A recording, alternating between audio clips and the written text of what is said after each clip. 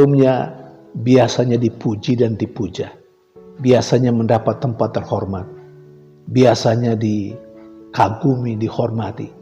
Tetapi ketika pada suatu saat yang lain tidak mempedulikan mereka, seringkali terjadi sakit hati.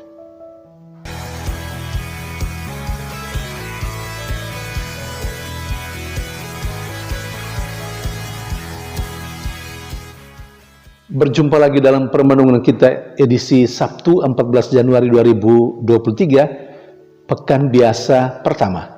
Bacaan-bacaan liturgi hari ini, bacaan yang pertama dari surat kepada orang Ibrani bab 4 ayat 12 sampai 16, dan bacaan Injil dari Injil Markus bab 2 ayat 13 sampai 17. Penulis surat kepada orang Ibrani melihat kitab suci tidak hanya sekedar berisikan kata-kata tulisan, tetapi kitab suci itu adalah pribadi.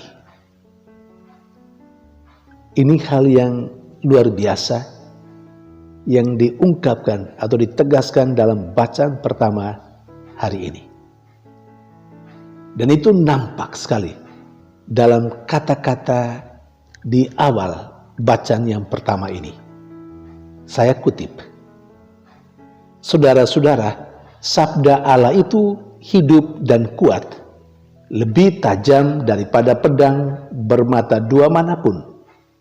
Sabda itu menusuk amat dalam, sampai ke batas jiwa dan roh, sendi-sendi dan sumsum. Sabda itu sanggup membedakan pertimbangan dan pikiran hati kita." Lebih lanjut, tidak ada suatu makhluk pun yang tersembunyi di hadapannya. Dengan kata-kata seperti ini, penulis surat kepada orang Ibrani sekali lagi melihat kitab suci tidak hanya sekedar kata, word, tetapi pribadi, person. Di hadapan person ini, di hadapan pribadi yang disebut dengan Yesus, karena Yesus adalah sabda Allah yang menjadi manusia. Dalam pribadi Yesus itu, berhadapan dengan Dia, tidak ada sesuatu pun yang tersembunyi. Dan di hadapan Dia, terkadang atau banyak kali kita seperti ditelanjangi. Apa yang kita lakukan, yang baik pun yang tidak baik, diketahui semua oleh pribadi ini, oleh Yesus ini. Saudari dan saudara yang terkasih, kalau kita memahami kitab suci tidak hanya sekedar tulisan atau kata-kata, huruf-huruf mati, tapi kita pahami sekurang-kurangnya, kita diingatkan melalui bacaan pertama hari ini, kitab suci sebagai pribadi, yakni Yesus. Maka setiap kali kita membaca kitab suci, kita seharusnya pertama-tama berhadapan dengan pribadi itu. Kita berhadapan dengan Tuhan yang sedang berbicara kepada kita.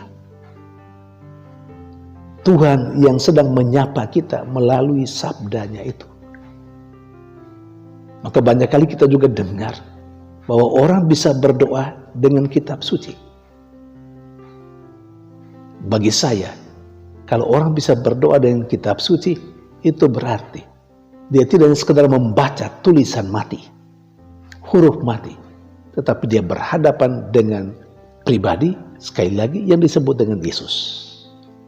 Orang bisa berdialog dengan Dia yang diyakini ada, sedang berada di hadapannya dalam doanya itu. Lebih jauh.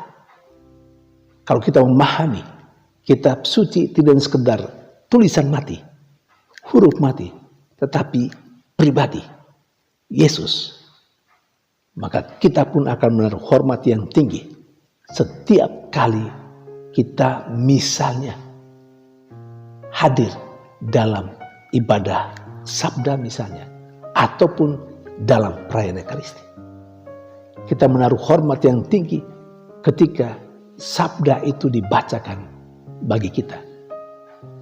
Saat itu Tuhan sedang menyapa kita. Pribadi Tuhan dalam diri Yesus Kristus sedang berbicara kepada kita, sedang menyapa kita. Kalau kita memahami bahwa kitab suci adalah pribadi, kita pun akan menaruh hormat kepadanya. Kita akan meletakkan di tempat-tempat yang pantas untuk kitab suci. Dan tidak membiarkan misalnya kitab suci itu berdebu dan diletakkan di mana saja. Di tempat-tempat yang terkadang tidak pantas. Saudari dan saudara yang terkasih, sejauh mana kita memahami bahwa kitab suci itu lebih dari sekedar huruf mati, lebih dari sekedar word, tetapi person, pribadi, Tuhan sendiri, Yesus itu. Dan sabda Tuhan atau kitab suci sebagai sabda Tuhan itu hadir dalam diri Yesus, menyapa kita, menyapa semua manusia. Dia datang untuk mencari yang hilang. Dia datang untuk memanggil orang-orang berdosa, bukan orang-orang benar. Bacaan Injil hari ini bercerita tentang itu. Bagaimana sabda yang pertama-tama itu pribadi hadir dalam diri Yesus. Dia yang datang untuk menyelamatkan manusia dari dosa-dosanya, persis dan sesuai dengan nama yang diberikan oleh malaikat Tuhan atas suruhan Tuhan tentunya kepada Maria saat itu. Saudari dan saudara terkasih, Yesus memanggil Lewi, si pemungut cukai, dalam bacaan Injil hari ini. Tidak sekedar memanggil, dan Lewi mengikuti dia. Yesus bahkan makan di rumah Lewi bersama dengan para pendosa. Maklum saja, karena Lewi adalah seorang pemungut cukai yang dianggap sebagai orang berdosa oleh masyarakat pada saat itu, oleh orang-orang Farisi, ahli-ahli Taurat. Yesus makan di rumahnya, dan karena itu banyak rekan-rekannya si pemungut cukai, rekan-rekannya yang mempunyai profesi yang sama sebagai pemungut cukai, dan orang berdosa lainnya makan bersama dengan Yesus. Lalu apa reaksi ahli Taurat dari kelompok orang Farisi? Mereka rupanya tidak setuju.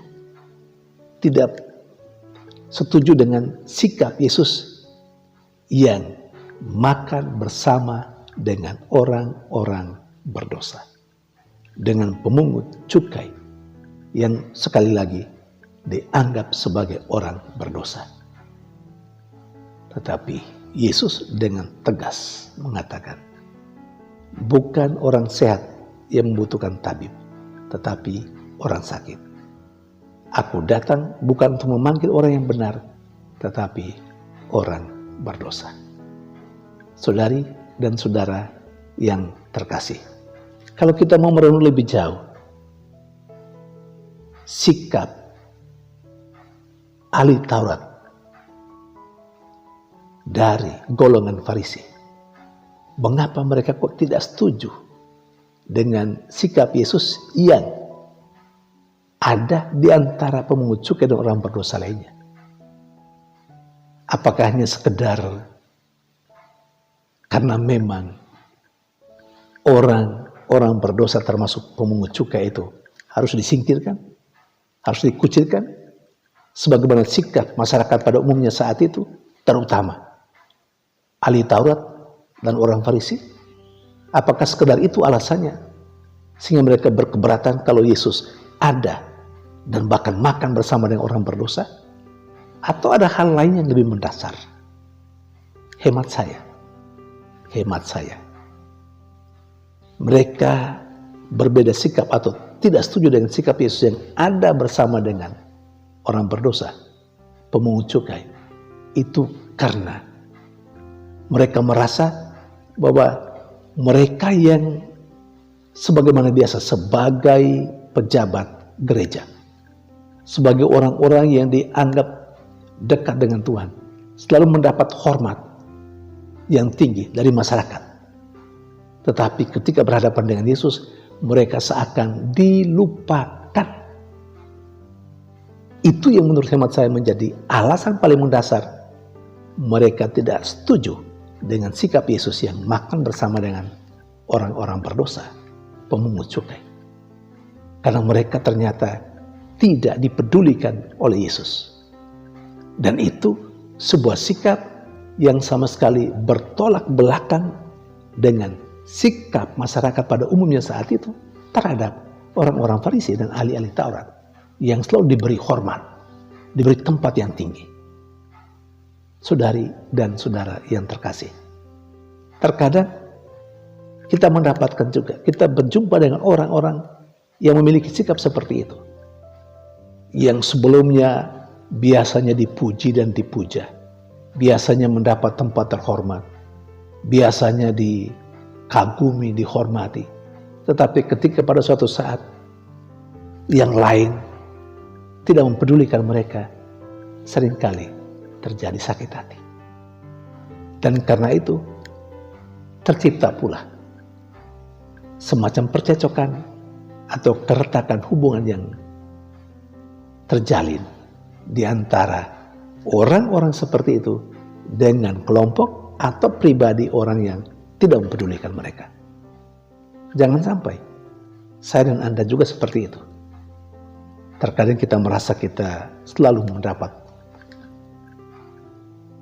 penghargaan, rasa hormat yang tinggi dari orang lain yang ada di sekitar kita. Ketika pada suatu saat kita sama sekali tidak dipedulikan, kita merasa tidak berharga. Lalu kemudian orang yang tidak mempedulikan kita anggap sebagai musuh atau orang yang tidak cocok dengan kita. Jangan sampai kita punya pemikiran seperti itu. Andai kata ada, ya kita hampir sejajar dengan kelompok ahli Taurat dari golongan Farisi seperti yang diceritakan dalam bacaan Injil hari ini. Tuhan tidak menghendaki kita bersikap demikian. Yang Tuhan mau adalah kita rendah hati saja. Ketika kita diberi hormat, silakan. Ketika tidak atau tidak dipedulikan orang, juga tidak apa-apa. Anggap saja diri kita tidak bergantung pada hormat yang tinggi dari orang lain. Tidak. Kita ada, kita berharga, itu karena diri kita sendiri, tidak karena orang lain. Tuhan memberkati.